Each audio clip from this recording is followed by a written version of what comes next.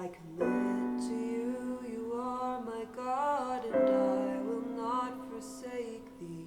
For you provide redeeming love, I worship thee completely. Welcome to the Rain Pebbles Project podcast.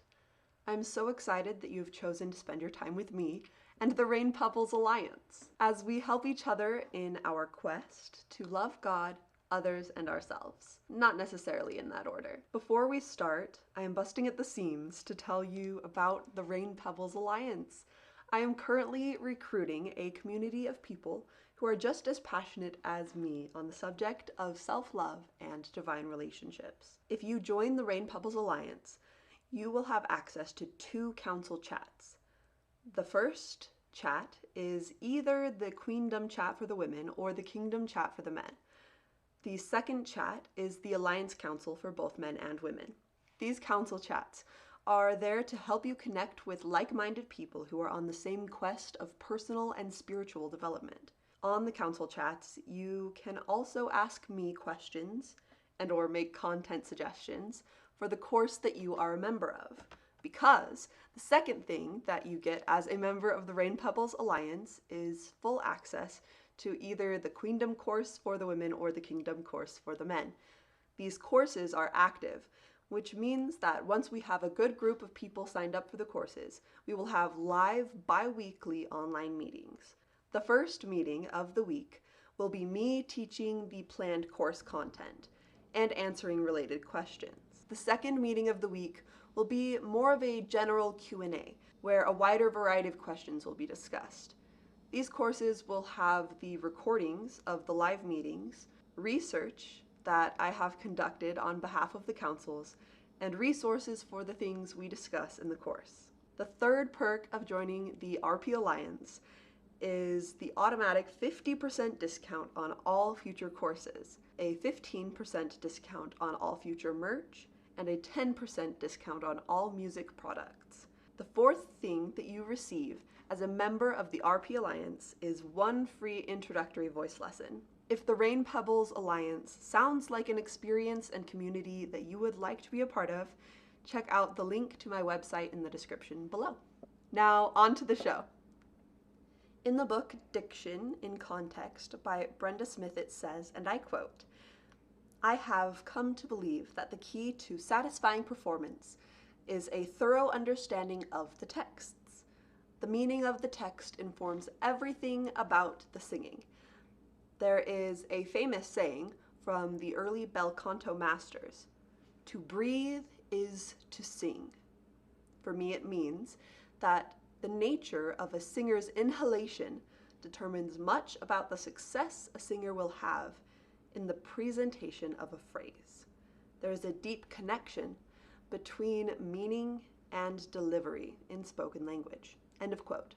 This quote introduces the 2 ideas that we will be discussing today, that of meaning and breath. So first we have meaning. Anything that I create for this channel or for my website has a purpose.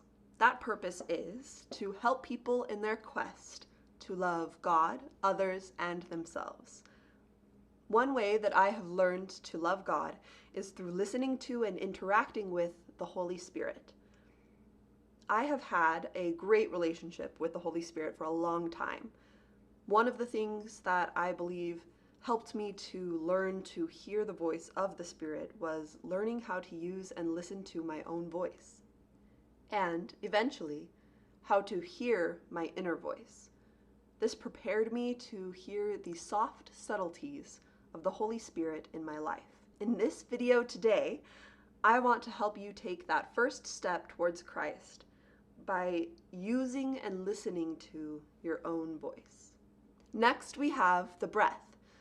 The first step in vocal development, as mentioned earlier, is a focus on breath. This introductory video will provide you with a solid grasp of breath, which is the foundation of vocal study. Do you know how to breathe? Of course you do. But when it comes to singing, sometimes we just don't know what to do.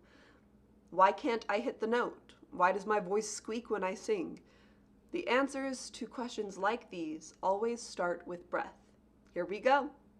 A common thing that we often do when we first begin to sing is breathing with our chest instead of with our belly. Now, we're not actually breathing with our chest or our belly, but those are the words that we use that help us to remember to breathe correctly. So I'm going to first show you how to do it the wrong way, and then I'm going to show you how to breathe the correct way for singing and optimizing your vocal instrument. So first, we have the wrong way, which is chest breathing, or chest and shoulder breathing. This is the kind of breathing that you do when you have just run a lot and you're out of breath and you're just with your shoulders and your chest, right? So if you look from the side, you can see, I'll use my other hand, you can see, right? You can see the chest is moving up and down, or you can see the shoulders moving up and down, right? So that is not the way that we want to breathe when we are singing.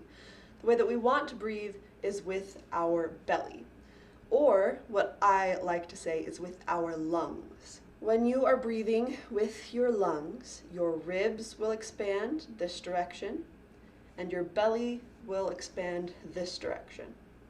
So we should have expansion here and expansion here, but no movement or little movement in shoulders and chest. So often what I will do when I'm first starting out is put a hand on my chest and a hand on my belly so that I can feel what is moving.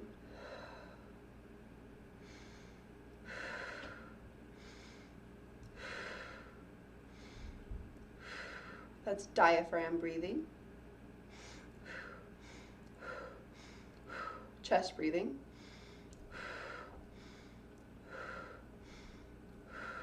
Diaphragm breathing, or belly breathing. Next, we have lung breathing. So this is the one where you can see your rib cage moving out. So if you release all of the air and you take a breath in, you can see a little bit of movement where the hands are.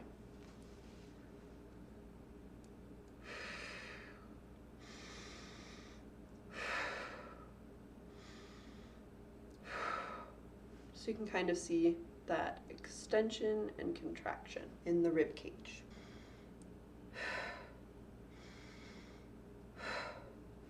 When you put your hands on your rib cage, it'll be right underneath your armpits, just like 6 inches down.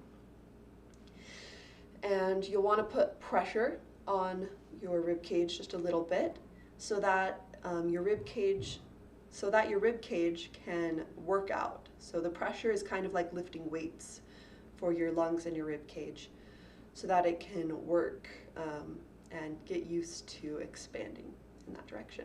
The goal is to be able to fill up as much space as possible. So sometimes in voice lessons, you will see expansion this way and then expansion this way. That's kind of the first step.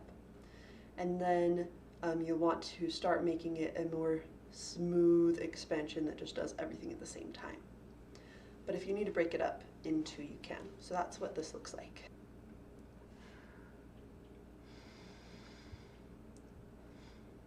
Okay, so I did kind of 2 breaths, one to fill up the lungs, one to fill up the diaphragm. So you can see from the side, and then I'll do from the front.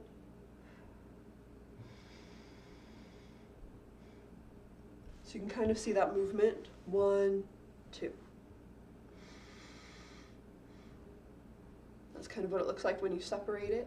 And then what you'll eventually want to do is just fill up as much space as possible. So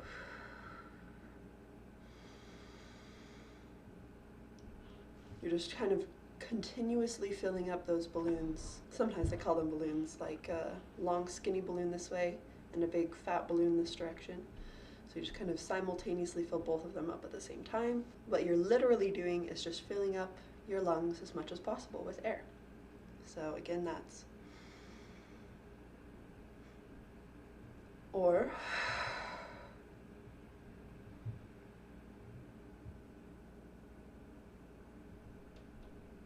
slow and gradual of both. So you can learn how to do that. That is the difference between chest breathing and belly breathing. The correct way to breathe is belly breathing, and we do it very naturally. Anytime that we are sleeping or resting or laying down, we naturally fill up that space. But when there's tension or adrenaline or nervousness, or you feel like you're out of breath, oftentimes you'll switch into mode. So we'll want to avoid that as much as possible. And it's very hard in the beginning to get the hang of this. It probably took me months to be able to consistently choose to breathe the other way, because I was so used to singing instead of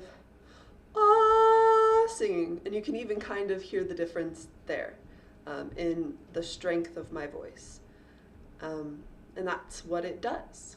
When you belly breathe or fill up your lungs with air, you do amazing things for your voice. Some of the common issues that people have with their voice is not being able to reach notes, or maybe sounding squeaky or pushy or quiet and breathy. A lot of these issues stem from not understanding breath. Moments when I have personally been practicing songs and I've just been sitting or not paying attention to my breath, not really thinking about anything, maybe I'll be struggling and I won't be able to hit the notes that I want the way that I want. I don't seem to have enough power or breath to get through lines. And it starts out really strong, but it ends really weak. The one thing I do that changes and fixes basically all of those problems is my breath. When I remember to sit up straight, give as much room for growth as possible, and practice getting as much air as possible into my lungs, then I have enough air and control of the air to fix almost all of those issues. The breath often is the answer.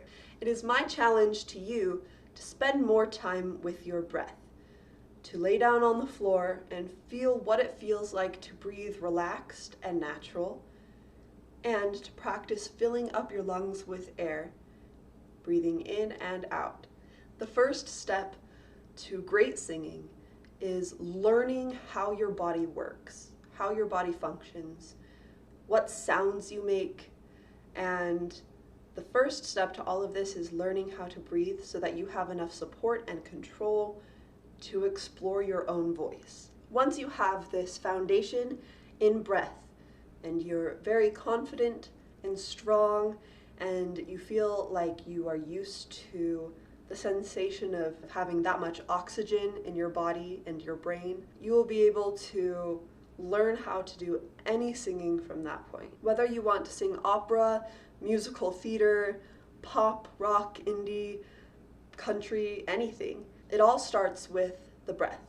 I'm so excited for you to go on your journey, to learn about your limits and thresholds, and to develop strength in your respiratory system. This firm foundation of breath is going to elevate everything that you do from this point on in your voice journey. When you're breathing, you'll want to stand with your feet hip width apart, and you'll want to stand up straight so that your lungs have room to expand. So you don't want to be singing crunched over like this, right? Your lungs won't be able to do anything. You want to stand up straight and have lots of room for expansion. Not like this, lots of room. So you'll want to stand with your feet apart and give yourself as much room for expansion as possible. You want your shoulders to drop down. You want your chest to be stable. You want to breathe all of your air out first. And then you want to breathe in. Take it slow in the beginning, just a little bit of air, and get more and more comfortable with more and more air. If you feel lightheaded or dizzy, At any point in this process, make sure to sit down until you stabilize and then continue practicing. You don't want to pass out or anything just because your brain isn't used to having this much oxygen. Also remember, don't lock your knees back. You want to have a little bit of bounce in your knees so that you don't pass out. These are just little tips for singing. Also make sure that you have water nearby because when you are singing, your throat gets very dry if you don't stay hydrated. So make sure that that is something that you incorporate into your practice. And I'm so excited for you to try it out and to learn more about breathing. If you would like to continue this process of getting in touch with your inner voice, I currently offer online voice lessons weekdays from 1 p.m. to 4 p.m. Mountain Standard Time. I will link my website in the description below. When you sign up for your first voice lesson, you will also be added to the Voice Lessons course. This course is a home for all of the research that I conduct on behalf of my vocalists and all of the exercises and resources that we may discuss in our lessons. You will also be added to the Voice Lessons Council chat room. This is a space that gives you access to me and all of the other vocalists in the course. It is a safe space where you can send each other voice recordings of your progress, ask for positive feedback, share your wins, and support each other on your quest to connect with your inner voice. I'm so excited to work with you and watch you progress, and I hope to see you there. Next, I'm going to be listening to and reacting to the first song on my Rain Pebbles album. It would be absolutely epic if you could write your feedback in the comments so that I can make this song the best that it can be. I wrote this song when I was around 12 to 14 years old, and it was when I was in a really dark place. This Rain Pebbles album begins in a very dark place and ends in a very light place, and it kind of shows the journey and experience of that. So I am super excited to share this first song with you, even though it seems like a very dark song. That's just where it begins. So here we go. This is a demo. So this is something that I just recorded one way through on each of the instruments and put together just so that I would have a beginning to end. This is the idea of the song. I hope to have a band at some point so that people who actually know how to play the instruments will be playing the instruments and I'll be able to actually focus on singing. But yeah, you'll hear a lot of imperfections, and that's kind of what we will talk about, are just the things that we notice that are messing up a little bit so that I can improve on it the next time that I am working on it or when I have my band. This is Glimpses.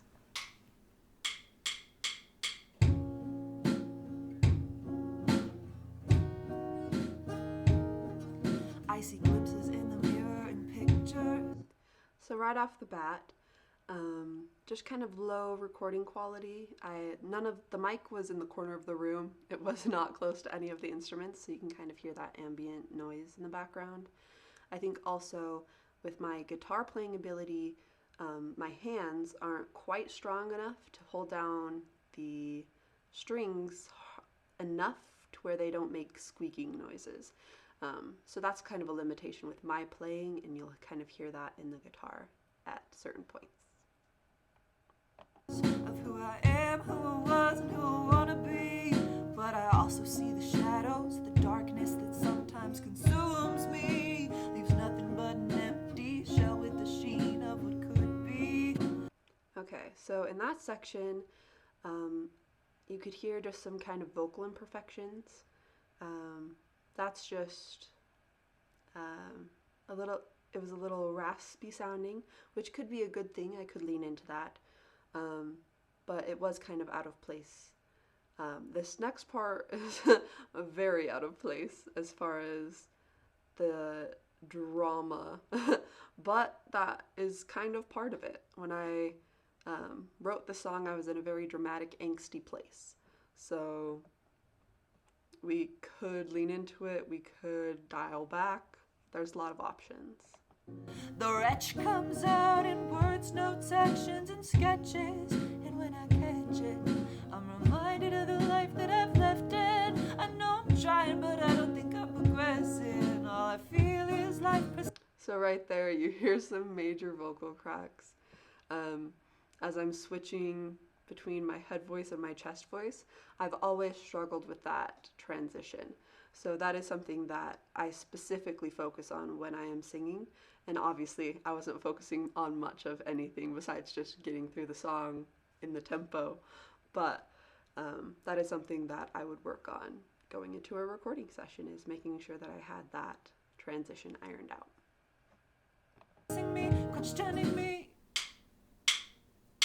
I think too much, except none of it makes sense. How can I live with the mess that's going on in my head? I just seek for pretty painted emptiness, cause it's fiction or reality instead. So I stop and I look.